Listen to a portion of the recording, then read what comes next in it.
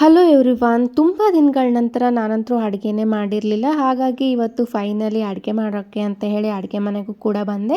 ಹಾಗೆ ಮಧ್ಯಾಹ್ನದ ಊಟಕ್ಕೆ ಚೆನ್ನ ಮಸಾಲ ಚಪಾತಿ ಮಾಡ್ಕೊಳ್ಳೋಣ ಅಂತ ಹೇಳಿ ಇವಾಗ ಚೆನ್ನ ಮಸಾಲೆಗೆ ಕಾಳು ಕೂಡ ಬೇಯೋದಕ್ಕೆ ಹಾಕಿದ್ದೀನಿ.